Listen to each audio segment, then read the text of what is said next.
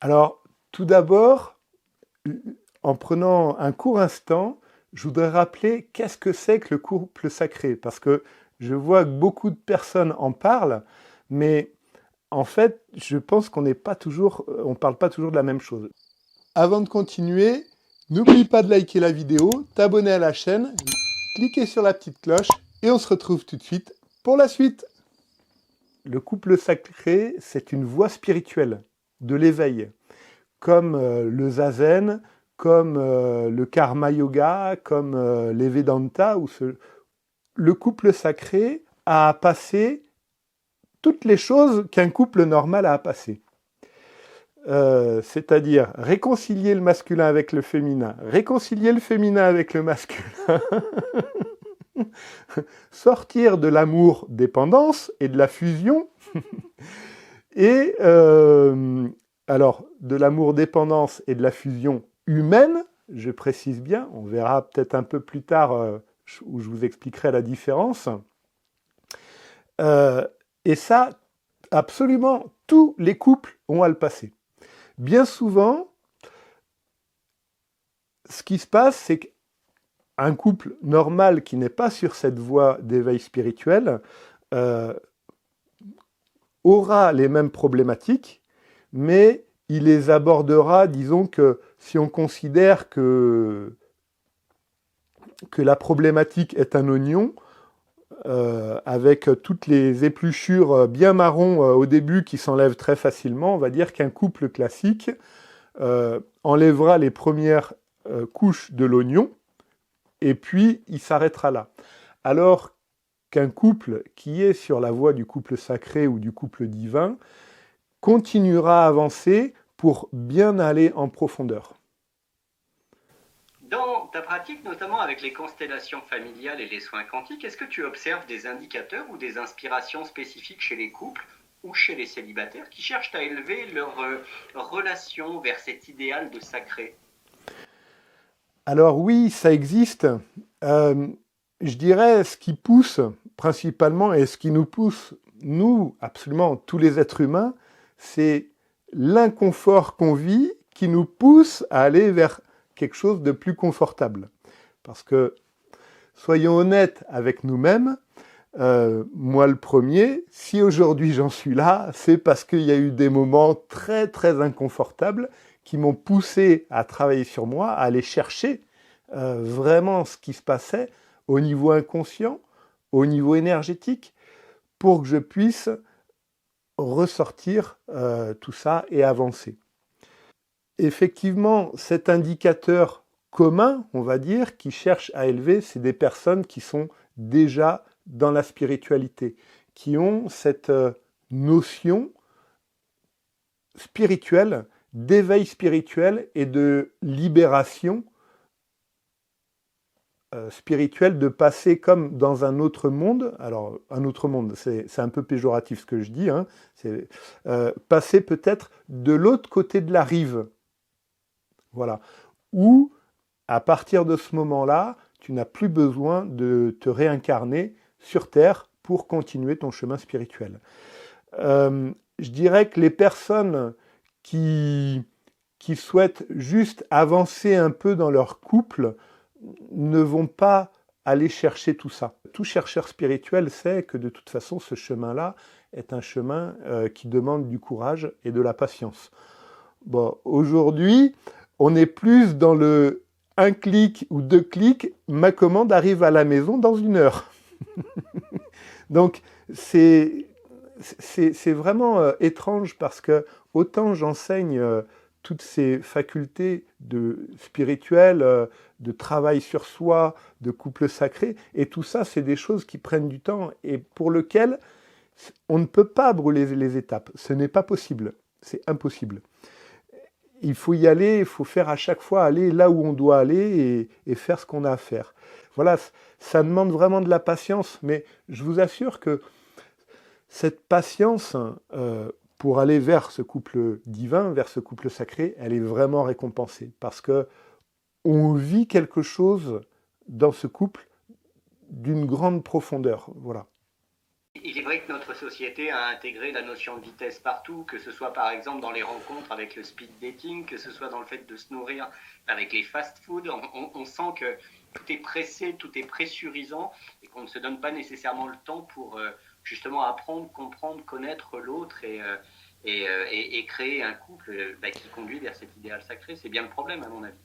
Tout à fait, parce que pour, pour le couple sacré, alors je sais, ça va peut-être gêner certaines personnes, ce que je vais dire, c'est que pour vivre vraiment dans sa vie amoureuse avec son partenaire ou sa partenaire, le couple sacré, il faut un engagement. Il ne faut pas un engagement à 80%, hein, pas à 95 ni à 98. Hein. Il faut du 100%. Et il faut avoir du 100% confiance en cette personne. Sinon, ça peut pas se faire parce que j'en parle là et ça me touche vraiment beaucoup de le dire parce que chacun, l'un et l'autre, on est obligé de s'ouvrir vraiment, de rentrer dans nos points faibles les plus grands. Et si on n'a pas 100% confiance en cette personne, on ne pourra pas s'ouvrir de cette façon. Donc c'est pour ça l'engagement, on ne peut pas dire tiens viens, on vient un couple sacré, ouais je m'engage, mais bon, pas trop, c'est pas possible. Voilà. Donc c'est vraiment, je dirais que c'est un des fondements du couple, bien sûr. Mais je vois beaucoup de couples j'en vois certains, on voit que la confiance, ils ont un peu confiance parce qu'ils sont ensemble, mais pas partout, pas dans tous les domaines, pas sur, ça, c'est pas possible, quoi. Si tu veux vivre un couple sacré, il faut avoir 100% confiance en ton partenaire parce que tu vas dans des endroits, tu vas chercher des choses en toi qui vont t'amener à grandir, bien sûr, à t'éveiller, à libérer ces attachements. Eh bien, il faut absolument que tu sois en toute confiance avec lui ou avec elle. Et j'imagine que le 100% dans la relation et dans la confiance instaurée engendre la durabilité du couple. Eh bien, évidemment, parce que là où tu as confiance, ben, tu te dis pas oh tiens, aujourd'hui, ça va pas trop bien, je sens moins de connexion, oh, elle est moins disponible en ce moment, là, ça fait 15 jours qu'elle est moins disponible, bon, bon, je vais commencer à me poser des questions. Non, en fait, tu te les poses pas. En fait, c'est pas quelque chose qui vient de la tête. C'est ok, elle est moins disponible. Et ben, je suis dans la compassion et j'accueille cette personne qui vit avec moi, avec qui je suis en couple, pour pouvoir l'aider à ça, l'aider à grandir, à s'élever, à passer ce qu'elle a à passer. Parce que, en fait, c'est pas l'homme il va pouvoir monter et accéder à l'éveil et puis madame va rester en bas ou l'inversement, hein. C'est pas ça, c'est on monte tous les deux en même temps. Et s'il y en a un qui reste en bas à un moment donné, ben l'autre il attend et il attend. Alors il attend, il patiente ou il va l'aider à monter pour qu'elle arrive. Voilà, ça se fait vraiment comme ça. Alors ça se fait jamais comme ça, hein. Ça se fait toujours un peu comme ça, suivant les sujets et tout, mais sans l'autre, sans l'éveil de l'autre, qui aussi est notre propre miroir, il n'y a pas d'élévation, quoi. Voilà. Et c'est ça, Tu abordes. Oui, pardon Gaël. c'est ça qui crée la nourriture de ce couple sacré et le lien de cœur et le lien profond et le lien d'âme qu'il peut y avoir entre les deux personnes. Tu abordes la libération émotionnelle et spirituelle comme un chemin de retour à soi. Comment cette démarche individuelle contribue-t-elle à la construction ou à la transformation d'une relation vers un couple dit sacré? Alors, je dirais que pour l'élévation de conscience, dont beaucoup de personnes parlent, pour l'élévation spirituelle,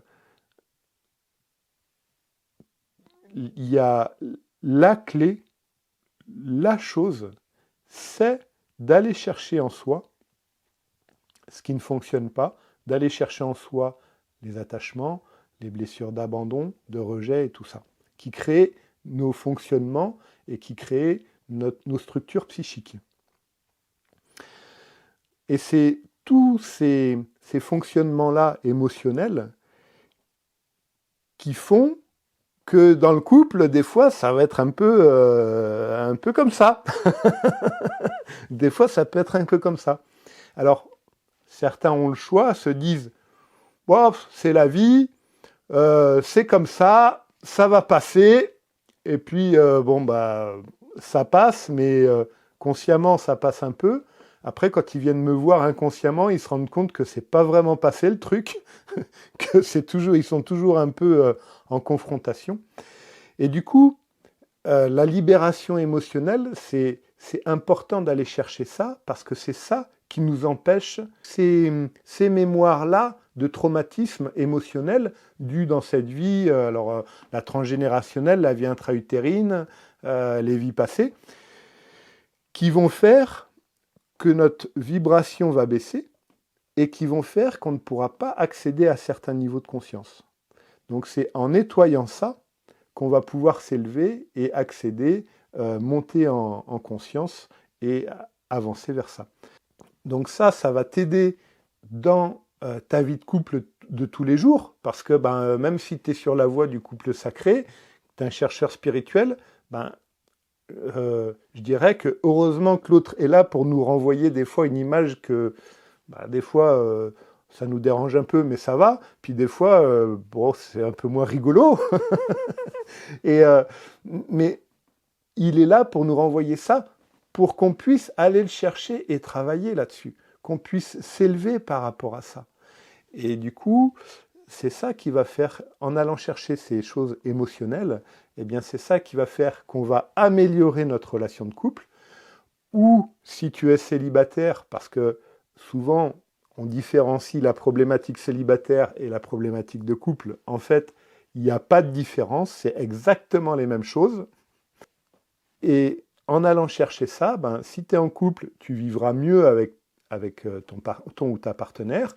Et si tu es célibataire, tu auras beaucoup plus de facilité à accueillir une personne, à rencontrer une personne qui te correspondra et qui sera disponible. Considères-tu que les méthodes traditionnelles de résolution de conflits diffèrent fondamentalement des approches que tu utilises pour guider les couples vers une dimension plus sacrée de leur union?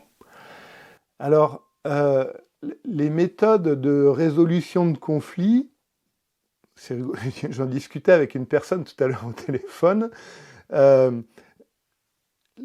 la gestion de relations de conflits, que ce soit en couple ou au niveau familial, souvent, c'est des personnes qui vont parler ensemble, l'une après l'autre, et puis il y a un médiateur, le lapsus, qui va dire « Ok, donc toi, est-ce que tu peux faire ce travail-là, faire ces efforts-là? Toi, est-ce que tu peux faire ce travail-là, ces efforts-là? » Bon, ok, voilà. Mais la cause, la racine du problème inconscient, elle n'est pas abordée du tout. Alors qu'avec le travail que je propose, que ce soit avec les constellations familiales ou avec les soins quantiques primes, on va directement aller chercher à la racine du problème, à la cause inconsciente, dont on ne sait pas, je le précise, parce que des fois je dis « c'est inconscient », il me fait « oui, mais je ne le fais pas exprès ». Je dis « oui, je sais, c'est inconscient ». Donc, aller chercher ça directement à la cause, et en allant chercher ça directement au niveau de la cause, de la mémoire de ce qu'il y a, parce que des fois, ça remonte à loin, des problèmes de sœurs qui peuvent remonter à 2000, 3000, 4000 ans, quoi. Des fois, ça va chercher très loin, quoi. Et en guérissant ça, en soulageant ça, la relation de couple ou familiale va se réharmoniser toute seule. Juste une petite chose, si tu veux aller plus loin et en savoir plus sur le couple sacré, eh bien, clique sur le lien sous la vidéo, je t'offre une formation gratuite avec un PDF et un soin quantique avec la méthode prime que tu pourras recevoir et télécharger. Et si tu veux participer à un stage sur le couple sacré, eh bien, clique sur le lien sous la vidéo.